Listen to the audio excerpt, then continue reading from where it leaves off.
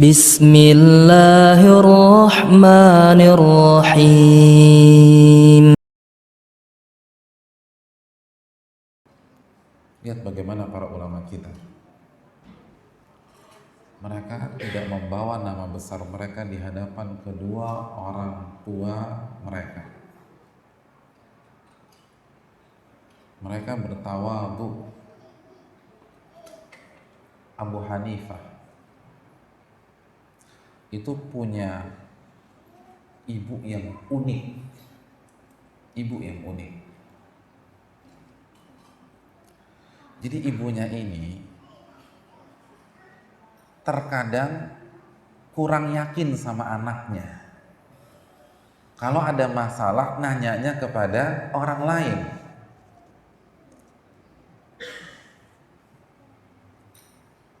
Dalam sebuah riwayat, ibunya mengajak si anak, siapa nama anaknya?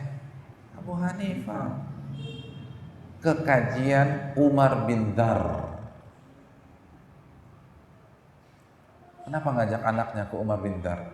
Hanya mau tanya beberapa masalah yang beliau tidak tahu. Allahu Akbar. Padahal anaknya ini imam di Irak. Ulama fikih sepakat gelar Abu Hanifah adalah imamu ahli ra'yi. Logika fikih Abu Hanifah itu terbaik sepanjang masa jika dibandingkan imam-imam yang lain. Logika fikihnya, permainan kiasnya itu nggak ada yang ngalahin. Dan kita tahu Imam Syafi'i adalah cucu muridnya, karena salah satu guru Imam Syafi'i siapa? Muhammad bin Hasan Syaibani, dan Muhammad Hasan Syaibani adalah murid dari Abu Hanifah.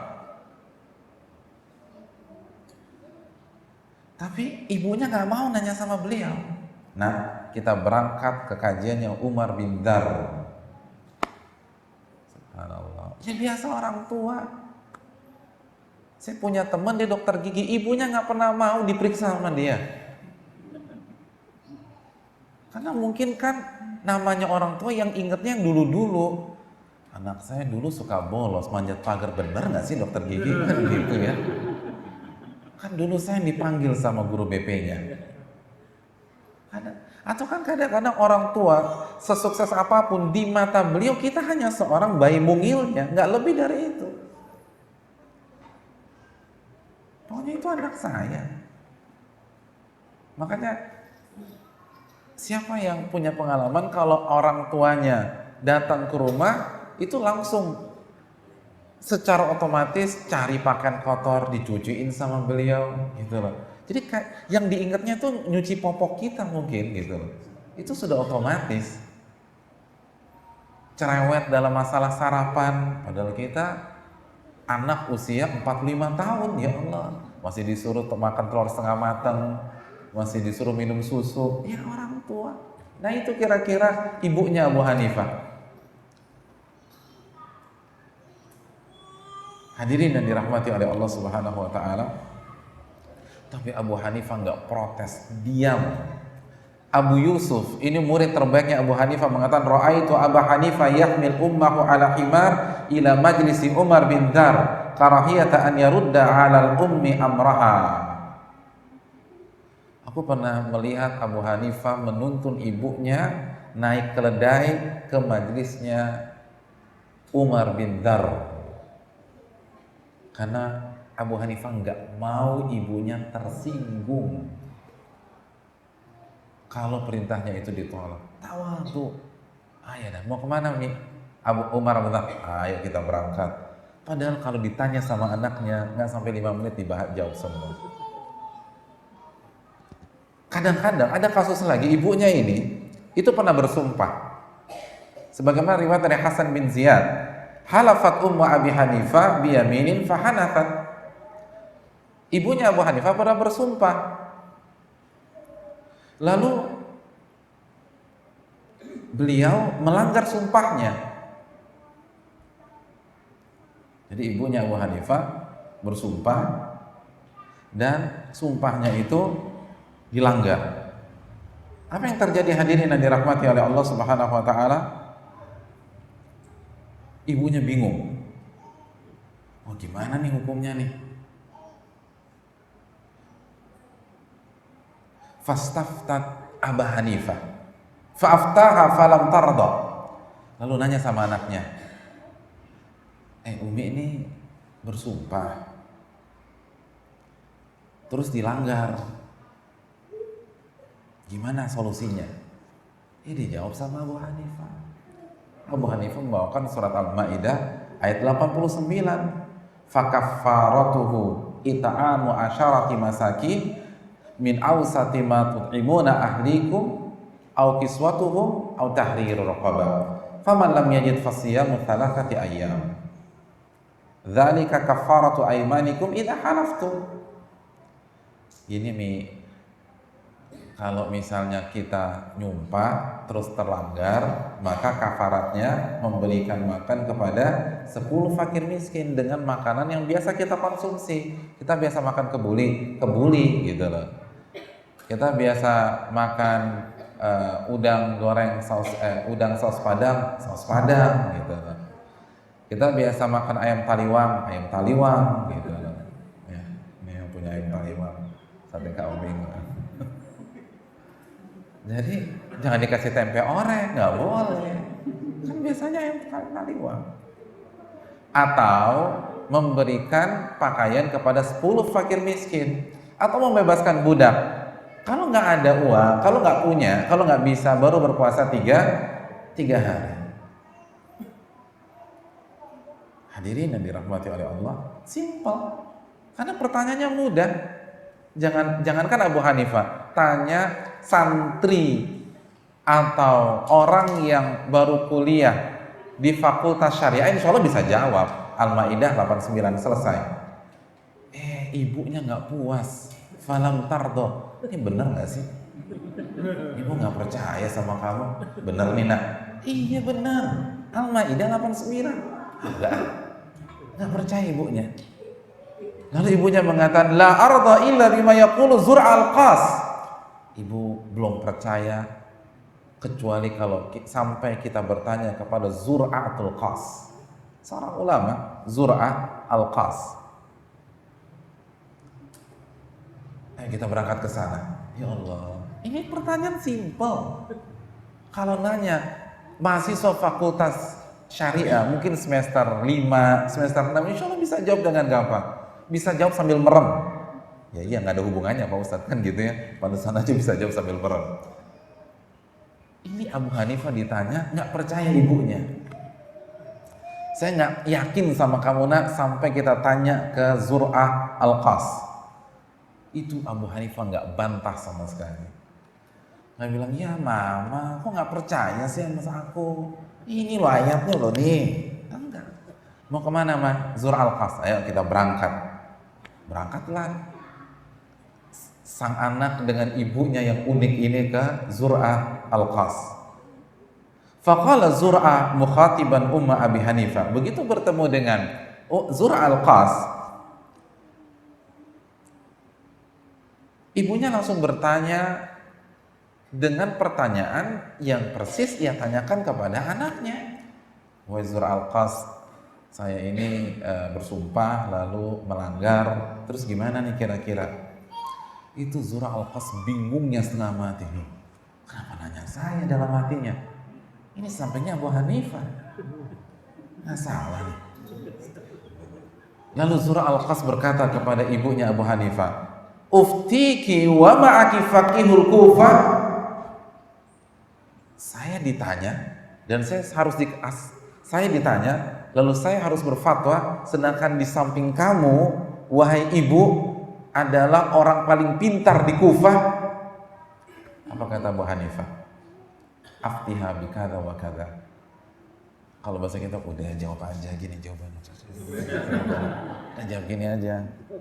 Fa'aftaha, persis seperti bocorannya Abu Hanifah. Faradiyat.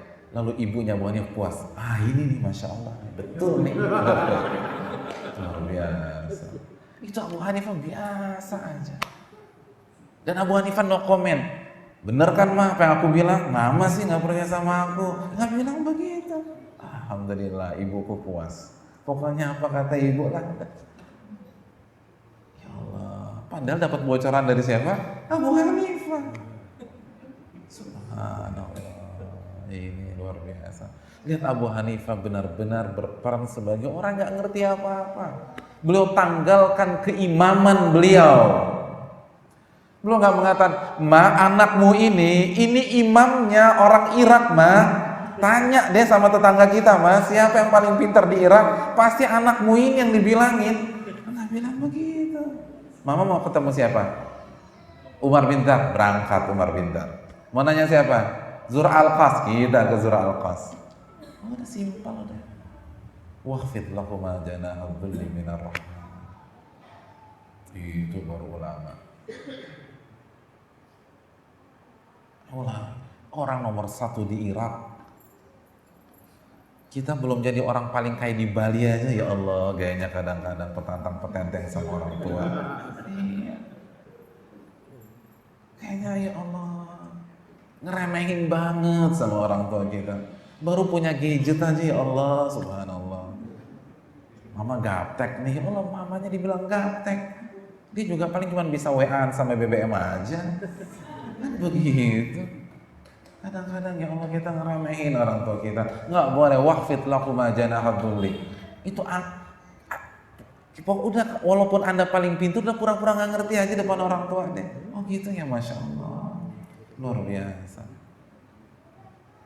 Jadi wahfid lahuma janaha dhulli minar rahmah. Dan Abu Hanifah hadirin itu suka nyalonin ibunya, bukan artinya suka ngeramasin ibunya, bukan nyalon jadi pilkada, bukan, tapi salon maksud saya. Jadi suka ngeramasin rambut ibunya gitu loh. Terus kalau misalnya ibunya mau mencat ubannya, itu Abu Hanifah yang cat gitu. Subhanallah, Abu Hanifah nggak gengsi. Emangnya Abu Hanifah nggak punya murid? Banyak muridnya. Yang akhwat juga banyak. Orang ustadz zaman sekarang muridnya dari ibu-ibu banyak, ribuan mungkin. Ini Abu Hanifah, orang nomor 1 di Kufah, muridnya banyak. Tapi untuk masalah ibu, beliau yang langsung turun tangan. Makanya tadi ketika ibunya minta diantarin ke Umar bin Dar dan Zura al-Qas, itu beliau yang nuntun keledai ibunya tuh beliau. Bukan nyuruh, ma nanti mama pergi aja sama asisten saya. Enggak. Abu Yusuf tolong nganterin mama nih. Enggak, beliau yang berangkat. Abu Hurairah ketika ibunya sudah buta, itu kalau ibunya mau pipis itu yang gendong tuh beliau. Nggak nyuruh suster, enggak, beliau. Jadi ini penting. Kita yang handle sendiri, kita yang turun. Kalau orang tua kita udah nggak bisa, kita yang cebokin. Wahfid lahuma janaha dhulli. Kalau ibu kita atau ayah kita minta kita nganterin, kita nganter. Supir suruh istirahat, pas supir tidur siang. Loh, bapak mau kemana? Mau nganterin ibu nih, gitu. Kita nyupirin, bukan kita tunjukkan bahwa kita punya supir di hadapan orang tua kita. Kan waqfid lahuma janaha dhul, rendahkan diri Anda. Jangan tunjukkan Anda punya semuanya di hadapan ibu Anda. Jadi kita yang dorong, nganter ibu ke rumah sakit, cek kontrol. Jangan biarkan susternya yang dorong ibu kita yang dorong. Kita umrah bareng orang tua kita yang dorong. Jangan panggil mutawif, kita yang dorong. Ketika misalnya mau naik pesawat, kan biasanya disediakan oleh pramugari, bilang, Mbak, saya yang mau dorong. Mbak duduk manis saja. Ini ibu saya. Gitu. Jangan kita asik-asik, nenteng-nenteng, ibu kita didorong sama pramugarinya. Kan anaknya kita. Jangan tunjukkan kita bisa bayar orang, walaupun kita mampu. Walaupun kita mampu membayar 10 suster, 15 suster, 50 supir, kita yang bawa. Waqfid lahuma janaha dhulli minar rahmah. Itu para ulama. Ulama nggak mewakili ke asistennya, nggak mewakili ke murid-muridnya, padahal mereka punya murid yang bayar ribuan. Tapi di hadapan orang tua, saya melayani, saya yang bawa mobil. Ibu, ayah tidur aja gitu. Kalau perlu tidur di belakang, kita depan. Itu udah kayak sopir beneran. Walaupun kita punya supir suruh istirahat aja. Kita. Orang tua datang kita yang buatin teh, kita yang buatin kopi, kita atau istri kita. Udah mbak, kalau masalah orang tua kita yang tanganin. Mbak santai aja di dapur. Walaupun pembantu kita 15, 20. Kan ingat kata Ibnu Abbas, kal abdil mudnib, jadilah seperti budak. Jadi kita yang kerja. Kita yang kerja. Ini yang perlu kita camkan.